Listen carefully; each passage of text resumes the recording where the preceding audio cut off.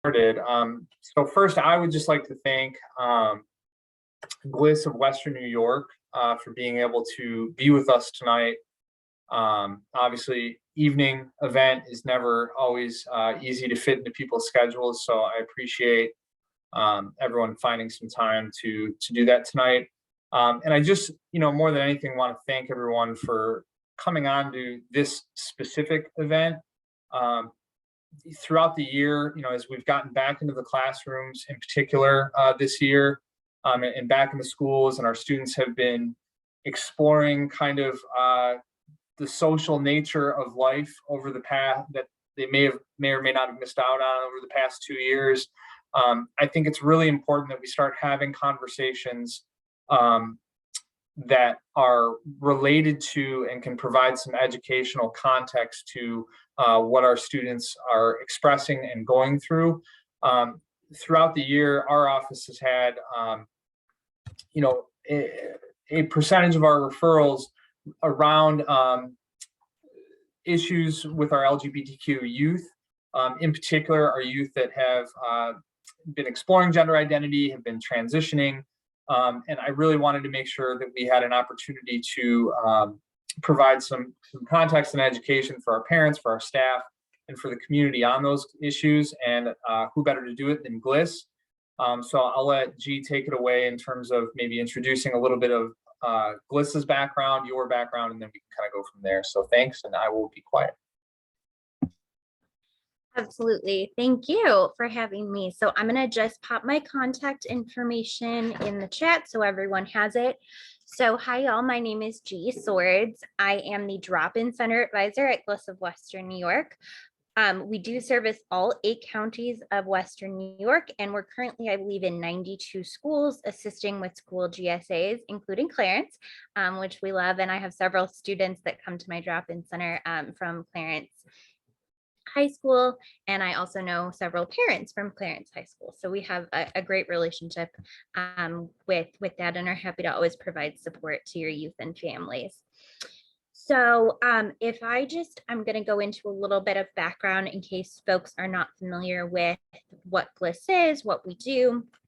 And then I have a few slides that I want to share with you, just with some materials about a lot of sort of basic questions that people often have when trying to support LGBTQ students or their child or their family. I know we have a lot of staff in the room, so I want to make sure that I touch on that as well.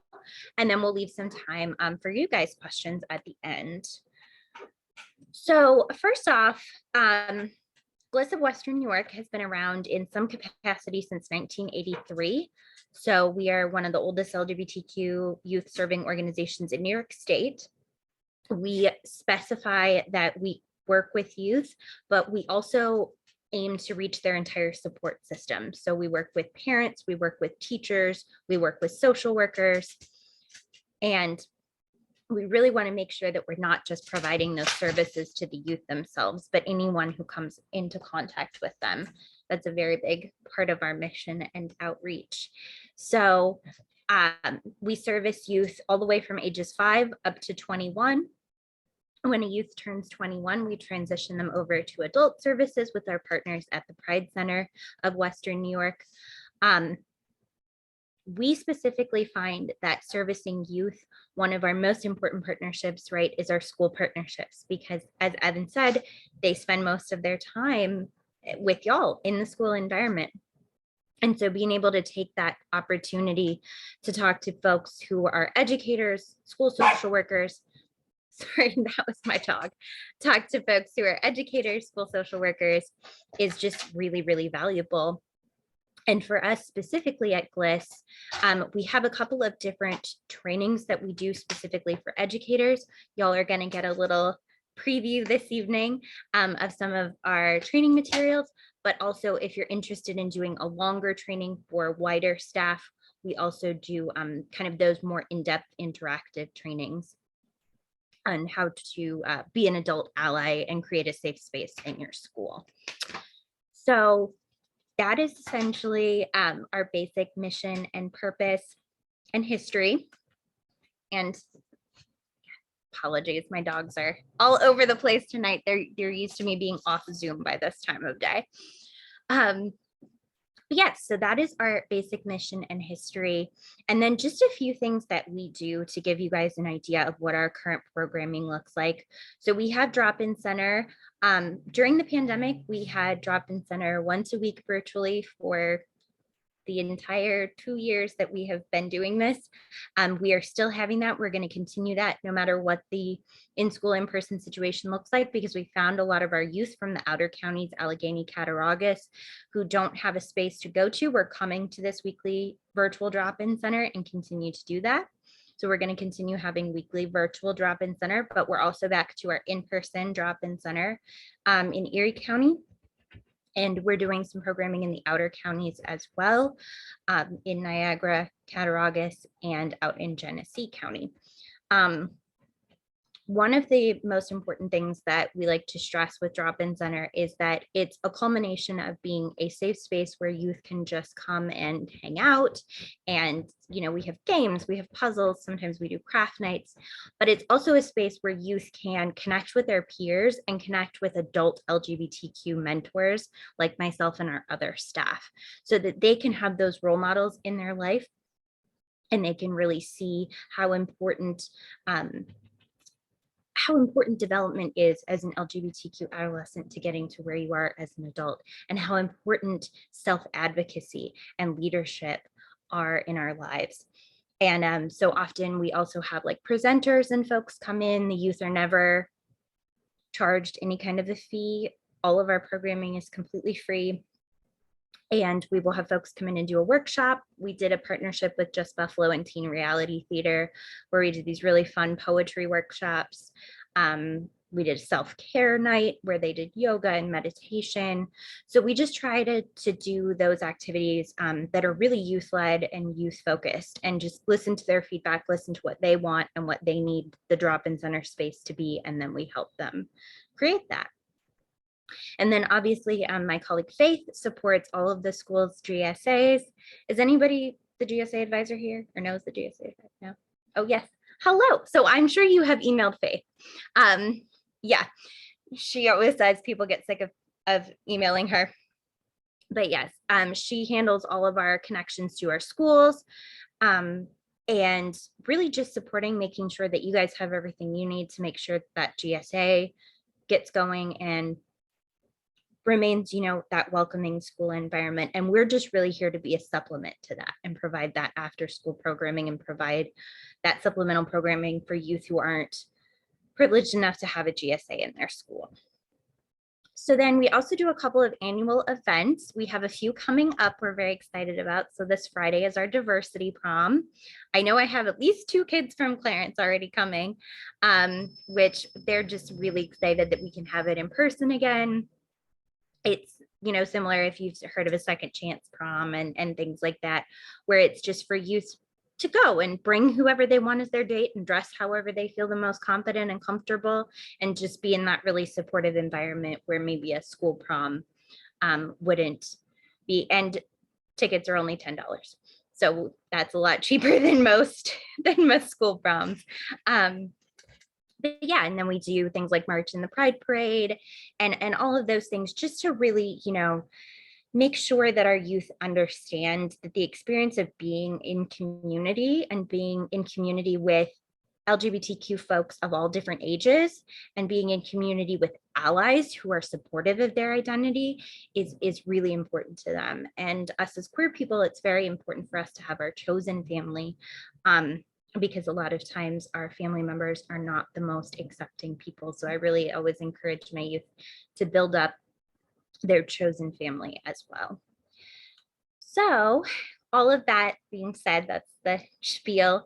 I just want to share with y'all a couple of slides that are just going to talk about some different sort of basic skills, basic questions.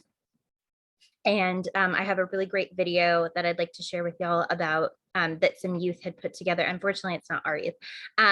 We're working on one from our youth to put it together, but it is a video from PBS NewsHour where LGBTQ youth are talking about their experiences in the school environment. And it's one we really like to use it's just really helpful and informative. So I'm going to share those with y'all, but before I get going on that, does anybody have any questions so far? Cool. Okay, and I think you made it so I can share my screen. Perfect. So I will do that and ignore my 100 million tabs at the top. Okay. Is that good? Can everyone see? Okay, cool. So this is not the complete set of slides for this training, because this training is much longer and more in depth than we could ever get through in an hour and some change. But I did kind of go through and select what I felt was the most relevant to this meeting. And so I just wanted to give y'all a little preview of that and share a few things. So just for your frame of reference, this is our mission and purpose set out.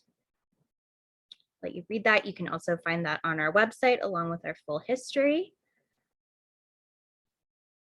And then this is the video that I will share. We've been bringing you a series of reports from PBS student reporting labs. Today, they're exploring misconceptions of LGBTQ youth. It's part of their No Labels Attached series. The time I feel misunderstood is when I told my dad I was gay. That's when I felt misunderstood. Like, because he didn't take it how I wanted it. I was scared to come out, and I just hid myself, and I fell into like a huge depression and couldn't trust anyone. I had told someone that I was bisexual, and because of that, they thought that I liked everyone around me. I liked every boy and every girl, and they made fun of me for that. I identify male, and my pronouns are he. People expect trans people to dress or express themselves very certain ways that are quite binding.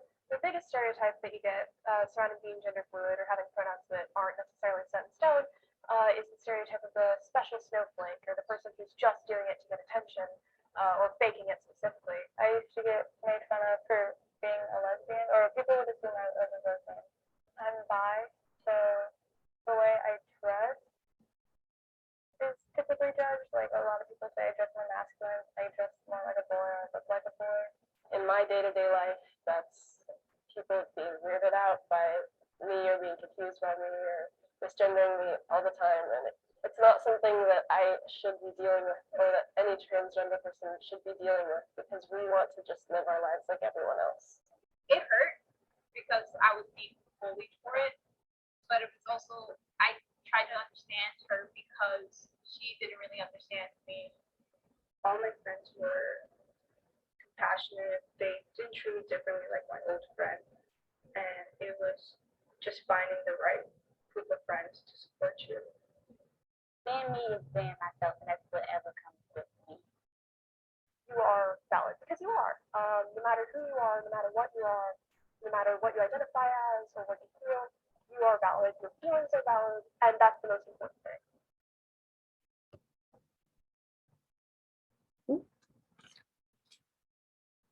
Okay, so like I said, I really love that video. It's letting the youth kind of speak for themselves and talk about their experiences. And just before we move on, I just wanted to share a little bit more with you about myself personally and my personal journey. So I like to wait until I show that video so that there's a little bit of context. So I am originally from Texas. I am from a very, very teeny tiny small town right on the border of Texas and Louisiana, where there was just as many churches and gun clubs on the corner of everything as there was anything else. And I love my hometown. I miss it very much. But I didn't have anything there. I didn't have any support growing up, and I didn't even know that it was okay to be a queer person. So I did not come out as LGBTQ until I was in my early 20s. And at that time, I knew that I was LGBTQ, but I was working through a lot of different things with my identity, and especially with my name and pronouns, which is a very, very common thing for our youth to be working through.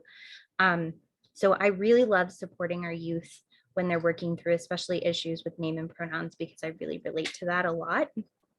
So I finally settled on G, and I use they, them pronouns, and I identify as non-binary and queer. I went through many different labels. I went through several different sets of pronouns and several different names before I landed on that. That's a very common experience, especially for our youth to have. And so that's something I always like to share, especially with folks who are interacting with LGBTQ youth a lot. It's not only completely normal, but very expected for youth to change their name and pronouns a lot.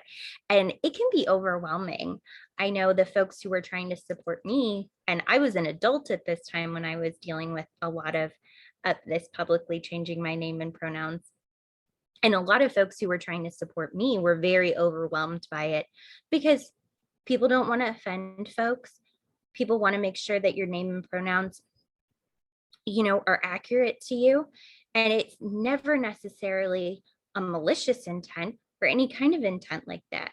It's more so just that a lot of people have never heard they, them pronouns used, or are unfamiliar with how to use them correctly. So I really enjoy talking to folks about that specifically. And I'll go in a little bit more detail in pronouns when we get to that section. But I just wanted to share with you guys a little bit about my personal journey, because I like having that context as well. And it's obviously why I'm so passionate about doing the job that I do and supporting our youth. Okay, so For let the me last several weeks, we've been bringing pop over. Okay, so our next little section here is LGBTQ terminology. So this is just sort of a frame of reference so that we all get on the same page as to what LGBTQ plus stands for. This is by no means in any way, shape, or form an exhaustive list of LGBTQ terms. And what I always tell folks is it's much less important that you understand, the 60, 75 plus terms that LGBTQ people may use to express their identity. What's much more important is that if someone says to you, hey, I identify as non-binary, and you don't understand what that means, or you would like to know more, just saying something to them like, oh, what does that mean to you personally? That's always the best practice anyway. So you by no means need to know every set of pronouns, every definition of every term. They're ever changing. And I always tell folks we're trying to come up with new language all the time to describe identities that aren't meant to necessarily be described with our English language or other languages. If you do want to know more, there is a more in-depth terminology guide that also has some terms that you should stay away from, or that have historically been harmful and been reclaimed in the LGBTQ community on our website. So you can check that out as well. Are there any questions about terminology? Are there any terms that you've heard of that you want to know a little bit more about? I've heard the term demigirl, and I had a student try to explain it to me, but unfortunately I just missed the mark. And I was listening, but they also had a difficult time explaining it. So I wonder if you have a easier definition. Absolutely. So I identified as demigirl for a while before I got to non-binary, because that's often the journey with folks. So I can tell you certainly what I understand it to mean for myself personally, obviously understanding that it may be something different for someone else, but generally it's an identity that's meant to describe someone who partially identifies with being female. That is irregardless of the sex that they were assigned at birth. So when we're assigned a sex at birth, right, typically a doctor is going to look at you, decide whatever characteristics, assign you male, female, or intersex perhaps. And that doesn't have any bearing on if you identify as a demigirl. All a demigirl means is that part of your gender identity is female. Thank you. Yeah, of course. And same for, you'll hear demi boy as well.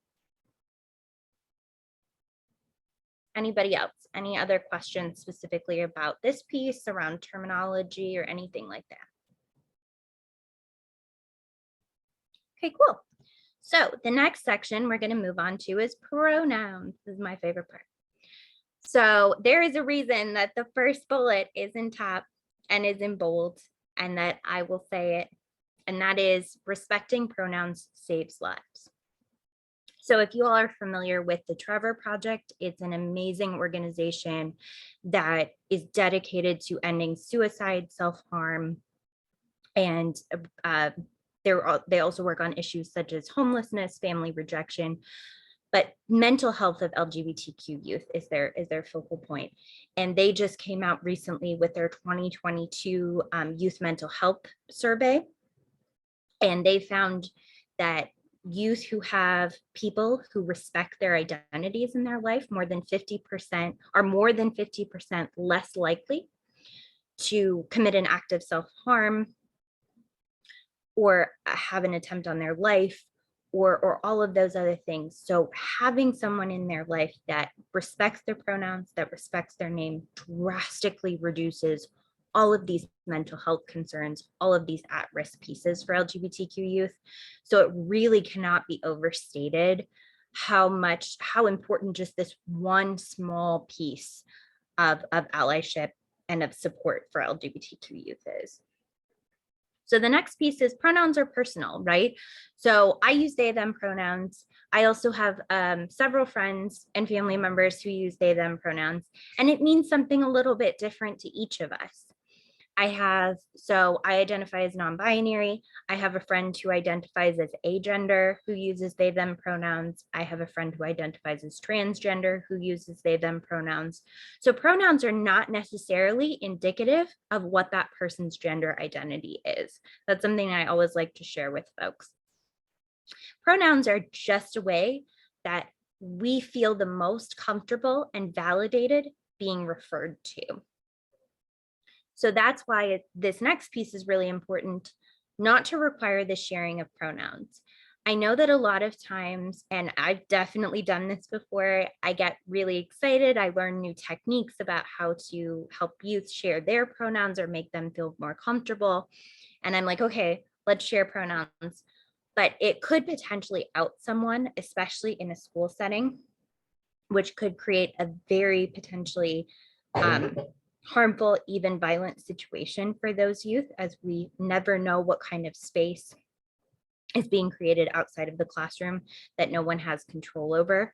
So I always encourage folks to start with yourself, right? If you want to share pronouns, if you want to help your students feel more comfortable sharing pronouns, your child, what have you, start by sharing your own. So I would say, hi, my name is G, and my pronouns are they, them. Do you feel comfortable sharing your name and pronouns, or would you like to share your name and pronouns? I didn't introduce myself that way today because I wanted to share a little bit about my backstory, but that's generally what I would do if I was in a group of youth or in a youth environment. So always, this is another kind of key piece that sometimes slips through the cracks, is making statements or narratives that are gender neutral so that they can be more inclusive. So I'm skipping ahead. Sorry, friends. That they can be more inclusive. So what this looks like essentially is, especially in a school environment, prior to me working at GLYS, I worked at a couple of high schools.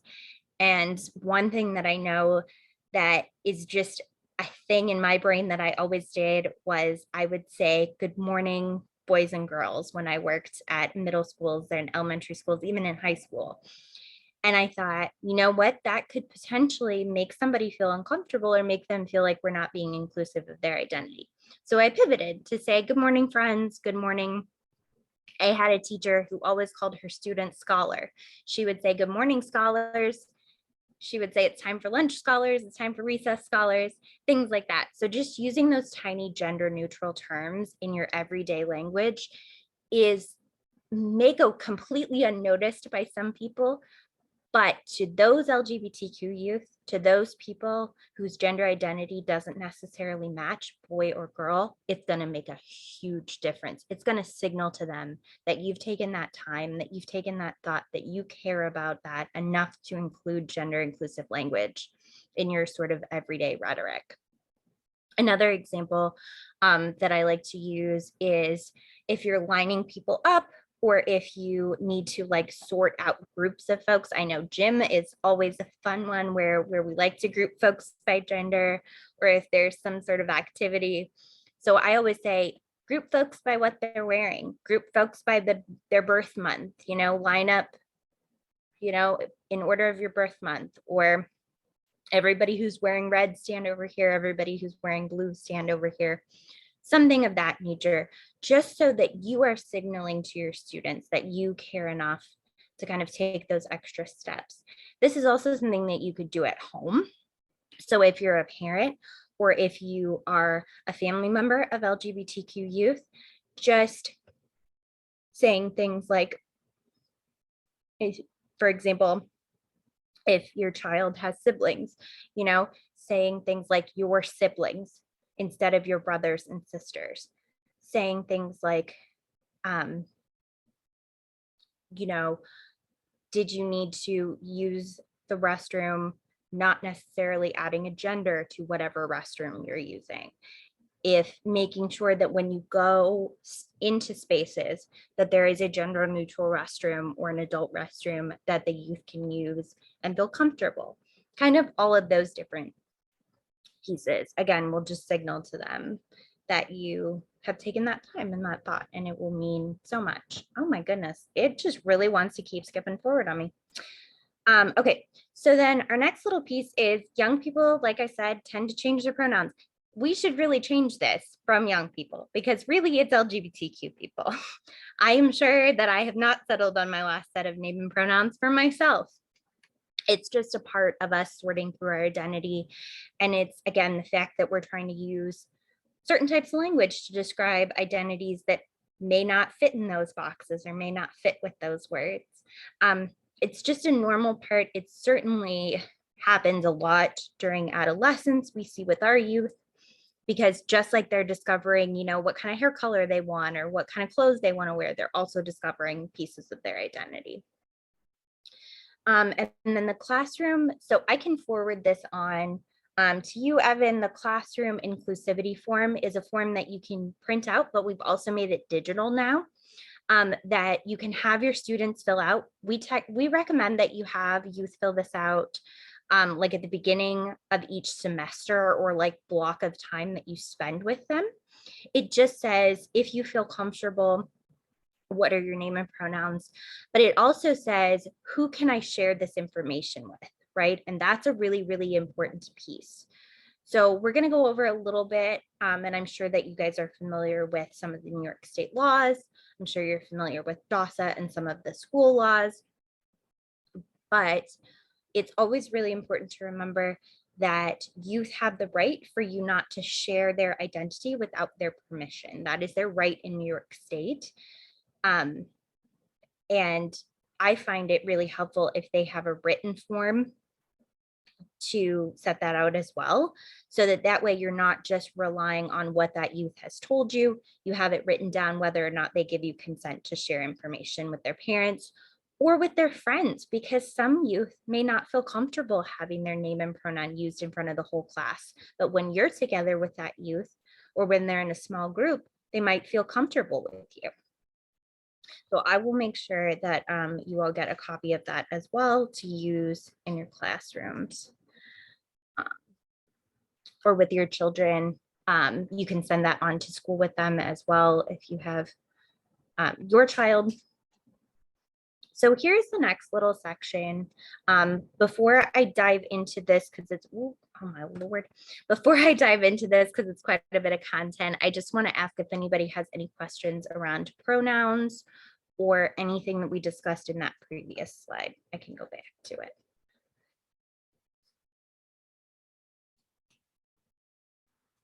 No? Okay, cool. All right, so we'll hop over to this one. So we use this sort of specific benchmark for how to be an ally. This is from a resource called Trans Student Educational Resources, which we use for almost every presentation, every handout that we do. They're absolutely phenomenal. This is a group of transgender students who actually creates this material themselves. So we highly encourage any educators, any parents to share that website, share those materials with their students. They're all completely free on the website. They have really cool like coloring pages and handbooks and things you can share. So just a few things, and I won't read this entire exhaustive list, but just a few main points that I want to hit for y'all on how to be an ally is educate yourself, right? That's what we're doing here in this meeting. It's you've all chosen to take the time out of your extremely busy schedules to get a little bit more education, to understand. You do not have to be an expert by any means. I'm not an expert. My staff isn't an expert. The youth come up and tell me identities all the time, and I'm like, I have never heard of that. Can you tell me more about that? What does that mean to you? So I always tell folks, never strive to be an expert. So another little small piece is be visible. So what that can mean is that can mean actual visibility. So wear a little rainbow pin on your school lanyard, you know, put a little sticker on your ID badge, have a safe space sticker for your school. If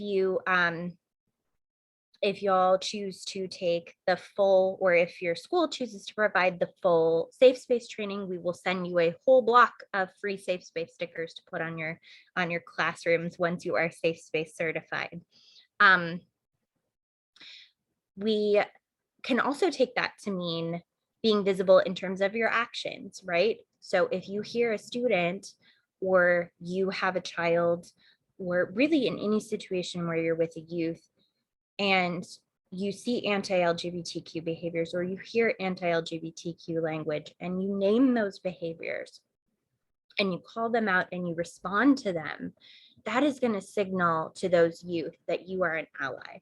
And it's going to signal to those youth who may not necessarily feel comfortable standing up for themselves that they have someone in their corner. They have someone who's willing to stand up for them. So then that leads into the next one, which is support students when they come out. Something I always tell people is that it is so special when a youth comes out to you. If a youth comes out to you or shares any part of their identity with you, they have to really, really trust you. You have to have identified yourself as being a safe person. They must feel very comfortable in order to share that. And so take a moment with that. Remember how special that is. And just remember that you're there to listen and you're there to support them, just like you would support them in any other area of their life, right? Their identity is just another piece of who they are. So another piece that I say is validating and affirming of trans identities, which we've already talked through a lot about that, using the non-gendered language, respecting their name and pronouns. And then addressing anti-LGBTQ behavior. Again, we've talked through that a little bit. Something that I always tell folks in regards to addressing anti-LGBTQ behavior is that it's really important to make sure that you use that, right? We're in an educating space, using that as a teachable opportunity. Name the specific behavior. Don't just say to kids, knock it off, don't do that, that's wrong. Say, if they use an inappropriate word, say this word is harmful, this is why the word is harmful, and this is how we're going to address it, or this is the type of way that you should speak in the future to be respectful.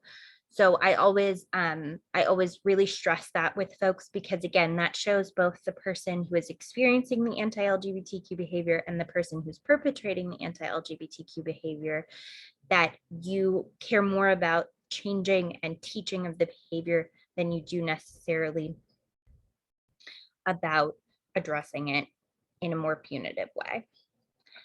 So the final thing is support your school GSA. And we have our lovely GSA advisor here. again, I cannot stress to you enough, GSAs genuinely save lives. There is scientific data to prove that GSAs create safe spaces for queer and trans youth in such a way that many of them don't have in their homes, outside of school. This is often the only place that youth have to feel validated and accepted. And so making sure that your GSA advisors feel seen, feel heard, feel supported, making sure that if you want to support LGBTQ students, you understand, you know, when does my GSA meet? What room are we in? What events are going on? How can I help support them? If I have a student who comes out, who is my GSA advisor that I can go to and say, hey, this youth needs more support. So just really making sure that you're aware of what your GSA is, what they're doing in school, and how to connect students with them is super important. So any questions or comments on this piece about allyship?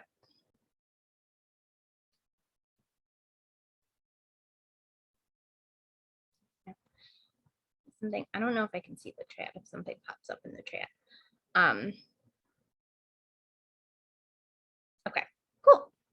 So I will move on to the next, last 2 slides, and then I want to make sure we have some time for questions.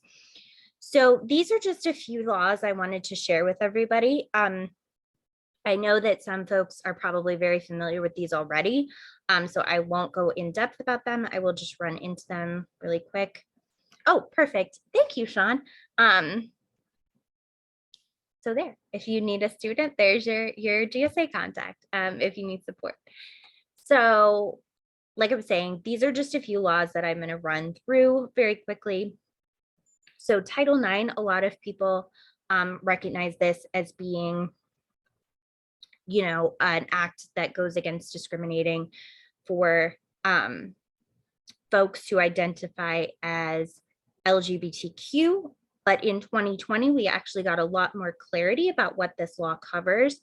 And this case in Georgia, the Supreme Court ruled that it's impossible to discriminate against a person for being homosexual or transgender without discriminating against an individual based on sex. So it's really important to note that this law has been branched out and solidified to cover anyone who identifies as gay or transgender. And this is in any educational program. I know a lot of folks think of Title IX as being upper education or being collegiate education level, but this is any level of education that Title IX covers. And this is a federal law, so it covers all of the United States equally. And then the next, goodness gracious. There we go. Then the next few laws that I want to discuss are New York State specific laws. So as I mentioned, we actually have quite a few laws that protect LGBTQ youth and LGBTQ folks in general from discrimination and harassment. So the first one is the Gender Expression Non-Discrimination Act. And there is also the Sexual Orientation Non-Discrimination Act. They're known as GENDA and SONDA. They essentially do the same thing. Gender expression covers any gender identity or presentation of gender, and sexual orientation covers any, obviously, identity of sexual orientation. So this is a little bit broader than Title IX. It branches out to employment, housing, places of public accommodation, as well as any non-religious schools. So this would be any public school or any charter school that has a non-religious affiliation. The really important language here to note is discrimination on the basis of actual or perceived. So a lot of times folks are discriminated against based on their perceived gender identity or sexual orientation, even if they don't necessarily identify a certain way. That can be anything from having short hair to wearing certain types of jewelry or certain types of makeup or different things of that nature. So all of those for any type of identity, whether it's their actual identity or perceived identity, are illegal under these statutes. The Gender Recognition Act, which has come into effect now, says essentially that you have the right to change your name and your, oh goodness gracious, your name and your gender marker. And if you have any youth that are interested in doing this, there are programs for youth under the age of 17. So the way this law works is it's 17 and under, and then 18 and over. It's strange wording. But the 17 and under youth are able to change their name and their gender marker now if they were born in New York State and if they have at least one guardian or parent's permission. So that's been a really, really great thing for a lot of our youth. I have a lot of youth now who are waiting to go through their name change and gender marker. It also denoted that X is now a legal gender marker for your birth certificate and for your driver's license. So instead of having M for male or F for female, you can have an X gender marker on your license or birth certificate if you were born in New York State.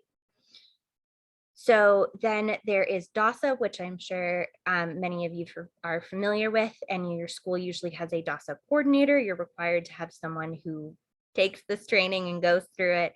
I am also trained in DASA, so I'm happy to answer any questions about DASA specifically with LGBTQ youth, if there's any sort of more in-depth questions about that. And then the last one is the Equal Access Act. This is a really interesting one that is coming into formation. So it prevents any federally funded public school from discriminating against GSAs specifically in any form. So this is a really, really awesome law that's recently come into effect. And essentially it came about because folks were discovering that as students went to their GSAs, they were often experiencing discrimination just for going to the school GSA, irregardless of how they personally identified, but just for being seen at that club, students were experiencing discrimination. Or there were certain schools that were not allowing a GSA to be formed in their school, irregardless of the fact that that GSA had all of its club statutes and there was equal funding and all of that available. So this is essentially a law that prevents that from happening, from discriminating against GSAs, any events that a GSA puts on, or any members of a GSA. So that's the last little section, and I will open it up for some questions. And then again, here is kind of all of our contact information, our website.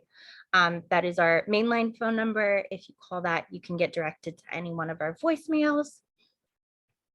And yeah, if anybody has any thoughts, comments, questions, feedback, I love it all.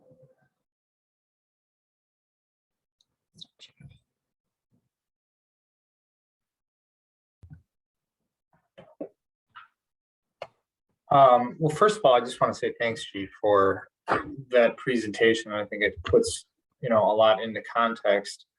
A question that comes up a lot, I feel like, is just that how do I support a student? So, especially for teachers that might have limited experience working with youth who might be dealing with gender identity in particular, or youth who might want to be talking about their sexuality. How do we, a question that comes up a lot is just like, what do I do? What can I say? And so, because I think what I've kind of seen is we have a lot of staff who are very willing to support our students. They just don't know how. So, and you might not have like an answer for this right now, but what I would love is if you do have like almost like a 5-point script, right? Like something where it's like, these are things that you can say to support a student who is questioning their gender, questioning their sexual identity, and something that we could tangibly give to our staff. Because I think, that's what comes up a lot is just that question of like, I don't know what to say, so I don't say anything. And that is equally as dismissive at times, at least for those students. Absolutely. Yeah. So we do have more of a formal sort of introduction to supporting LGBTQ youth that we call LGBTQ youth issues and concerns training. that has more of those interactive components to it, where we do a little bit of role play and like, if a student said this to me, what do I do? But just for our purposes this evening, I can absolutely give you a couple of points. So the first point I would say is, if you feel that a youth is struggling through this, if you are seeing things, but they have not come to you personally, I would say just let them know that that door is open. You don't necessarily have to say, hey, I think you might be experiencing gender identity issues, right? But you can say, hey, do you realize that you can always talk to me no matter what the issue is? Even if I can't personally relate to what you're going through, I can certainly get you the resources or connect you with other people, even if you don't want to share with me exactly what's going on. So I think just opening that door, creating that space for conversation. Sometimes what we experience primarily, and what I experience with most of my youth, is that once you actually start to ask them a question and you actually show that you're interested in hearing about their life, they won't shut up about it. So most of the time, they're going to be very willing to share, sometimes overshare about things that are going on, because they've just been waiting for someone to ask them and someone to show interest. So that would be the first thing I would say, is just show that you're interested in their life, show that you care about what they have to say. And then the second piece I would say, specifically surrounding trans youth and identity, is, again, putting those markers into place that you are not just an ally of LGBTQ folks, that you are an ally of transgender folks, is really, really an important component. So making sure that when you go into a space with students, you introduce your pronouns. You say, hi, my name is G, I use they, them pronouns, right? That signals to my students, that signals to youth that I work with immediately that I'm sharing my pronouns. I'm a safe space for you to share your name and pronouns. So that's a big, big component that I really encourage folks to work with. Incorporating that gender neutral language is another point. And you will often find that once you start incorporating those components, youth who you may have wanted to reach out to before, they will come to you. And that's what I always tell folks too, is I know it can be really hard, especially when you see a youth struggling, you want to reach out and help them, but they will come to you when they're ready. So just let them know that that door is open. Listen to what they have to say and validate whatever they tell you. And then the final piece that I would really say that's just critical is, it's okay to ask questions. A lot of folks are like, I don't want to offend people by asking them questions about their identity. I don't want to say the wrong thing. I don't want to, make them feel worse about it, or make them feel like I'm not a safe place to go to. And all of those are completely valid concerns. But it is always okay to say to them, do you feel comfortable explaining to me what your name and pronouns means to you? Do you feel comfortable? Oh, like Sarah was saying earlier, you identify as a demigirl. I'm not familiar with that. What does that mean to you personally? I'd love to hear more about that. Or why is that identity important to you? Making sure that you are asking that question in a way that is validating, right? Not saying, well, why did you pick that? Or I've never heard of that before, or that seems weird, things like that. Saying, I know this is important to you. I want to understand more about it, really is always a good focal point for any sort of interaction with youth. It's okay to admit that you don't know anything about it, right? Because you're not supposed to know everything. Them hearing that you don't know things, but you want to learn more, is actually more validating, because then they see that you're interested in it and they see that it's important to you, what's important to them. I hope that I answered your question. You did. Thank you. This is going to be a long-winded question because I don't know how to make it short. Sorry. Oh, you're fine. And this is my first year in the school, and entering, I don't think we had anybody who was out personally, but I think we're ending the year with about 5 students who are out, which is amazing. However, it's not even a however, but And you're at the middle school. I'm at the middle school, sorry, yes. Yes. I see they come, so they feel very open to talk to me, which is great. Yes. I see a lot of frustration surrounding the mispronunciation of they, them pronouns or from students. And I just don't know how to take the lead because I'm validating the feelings. I'm like, no, absolutely, it's so hard. But part of me also is like, we're at a school, unfortunately, not everybody's on board. You know, this is kind of the world. Like, how do I kind of balance that conversation of there's some resiliency that we need to build to be like, you need to educate, stay calm, stay rational, and just educate and educate and educate versus, you know, I understand the frustration though, like wholeheartedly. Like they're just like, they will not say they, them, they will not identify, they will not, you know, acknowledge my name. And it's such a hard thing to like grasp and listen to and then be like, okay, this is what we should do moving forward. So yeah. What's your advice on that? So yeah, no, that's a great question. So this is really common, and I'm looking through to see if I can find my usage guide, because I do have a they, them pronouns usage guide, which is very helpful, that I often share with a lot of educators or folks or parents who have never used, you know, kind of like never used they, them pronouns in that context and aren't familiar with it. Like you said, the most important thing I find with youth in terms of that is, number one, reassuring them that it isn't their job to educate other people about their identity. I think that's like a really critical point. And that if you are going to be a person who takes up the mantle to educate folks about identity, then you need to make sure that you have those tools so that you educate them in such a way that it's consistent, that it's clear, and really just making sure that that space is created for that education to take place.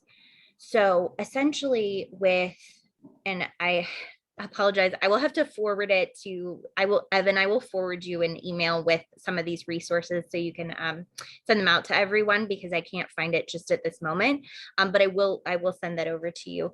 But essentially, it just has like, what is the Merriam-Webster's definition of a singular they, them pronouns, right? Here's some examples of how you use singular they, them pronouns in sentences right next to she, her, or he, him, things that folks are familiar with using.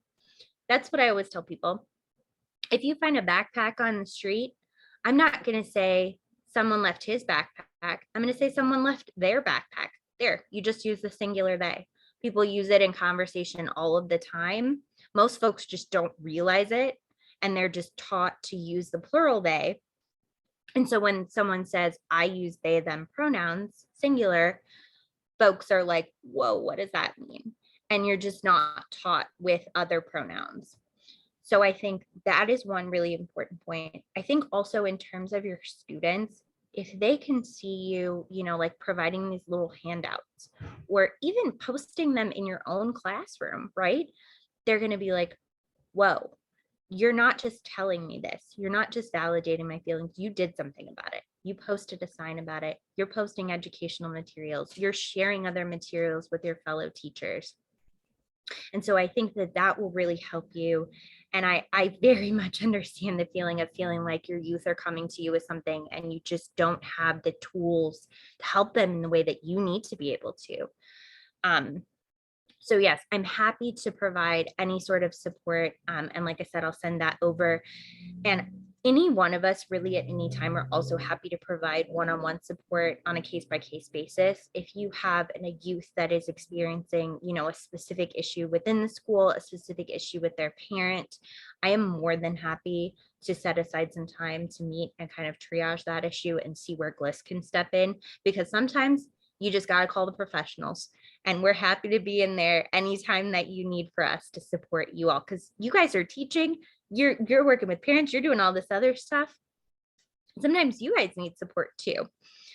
So we're always happy to provide that when there's just a situation and you're just unsure of how to really support that student in the right way. Thank you. Yeah, absolutely. Anybody else?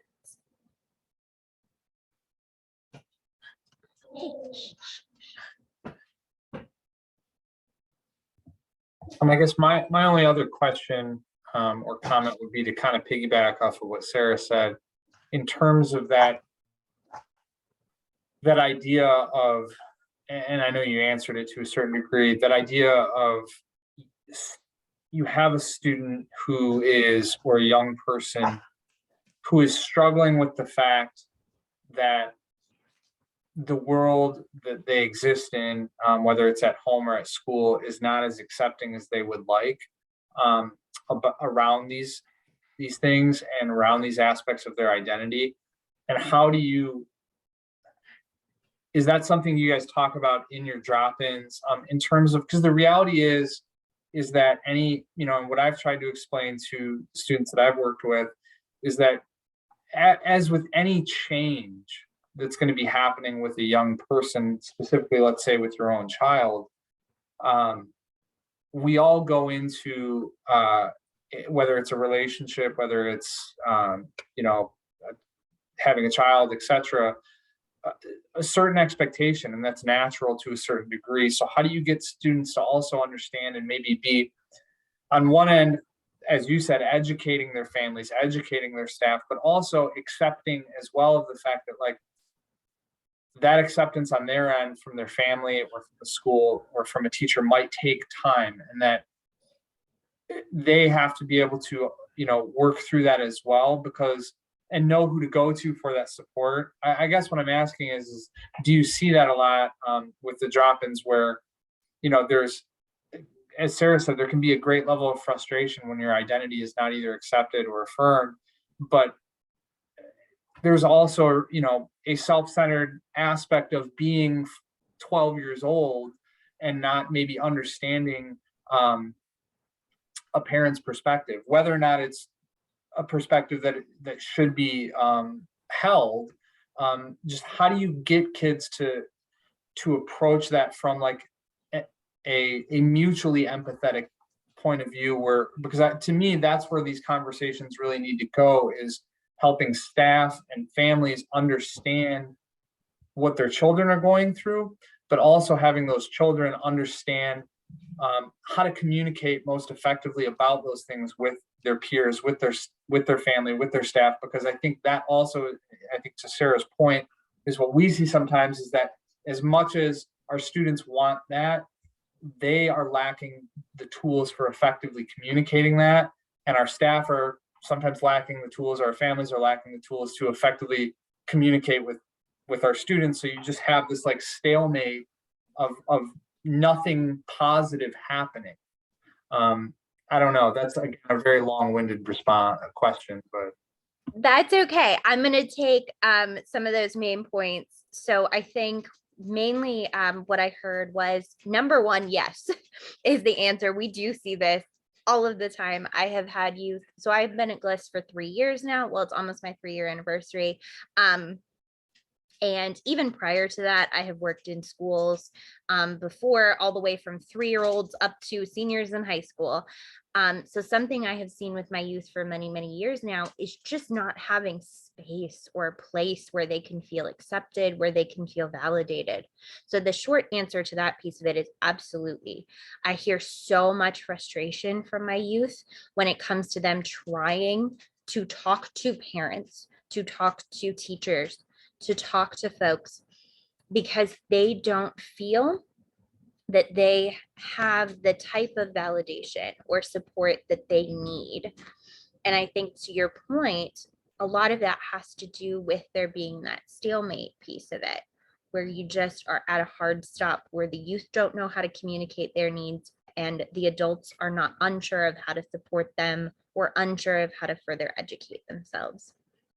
This is where I would really encourage some smaller and then potentially school-wide interventions, I think would be great.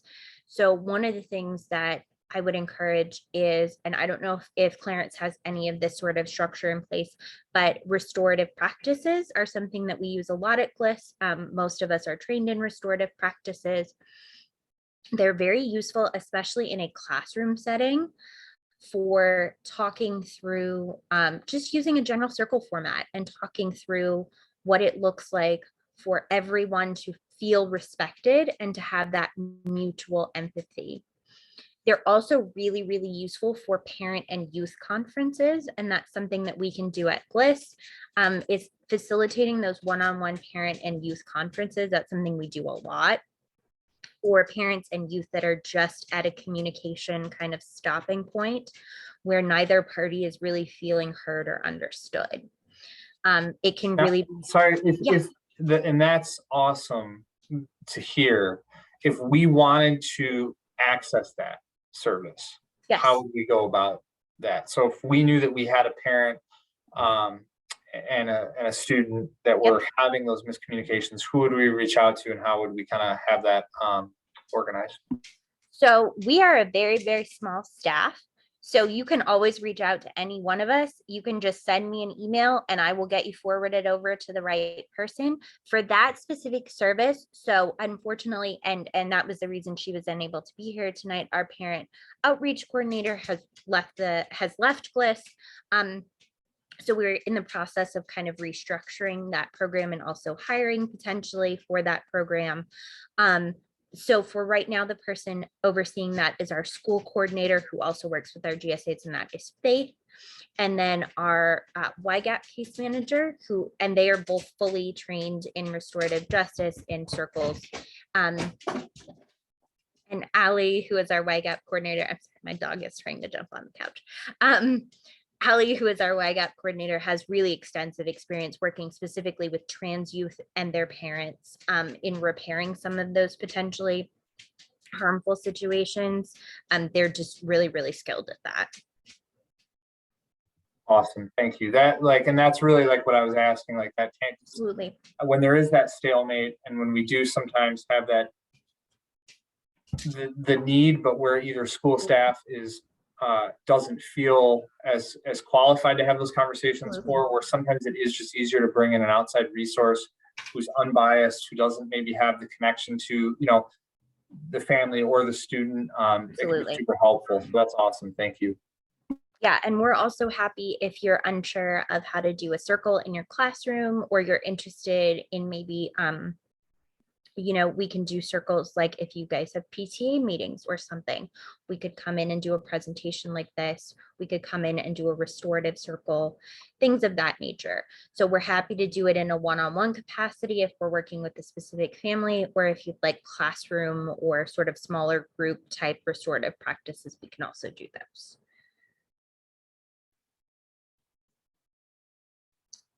Any other final thoughts? Burning questions you just can't leave without asking me? Awesome. Well, I just want to thank everyone for coming then. And for the sake of time, we can kind of wrap up, and obviously G put their information into the chat, and I can obviously any information that G shares with me, I can send out to you all. But I just, G, I appreciate, again, kind of on somewhat short notice, you being able to come on and speak with us, and for the staff that came on today, just, I really appreciate your willingness to give up some of your evening for, really for what amounts to supporting our students. So I appreciate that. And if no one else has any other questions, we can kind of sign off. And if you have any other questions regarding GLYS, obviously feel free to reach out to them directly, but you can always reach out to me as well, or Penny. Absolutely. And thank you. It was so nice to meet everyone. And Sean, nice to put a name to a face, or a face to a name, however that works. And Evan, I will get you that at least by the end of this week. Yeah, no rush, but thank you. And then I'll probably be in touch for our open, I think I just sent Jack something, but for our opening day PD as well. So perfect. Awesome. All right, thanks guys. Thanks everyone. Bye.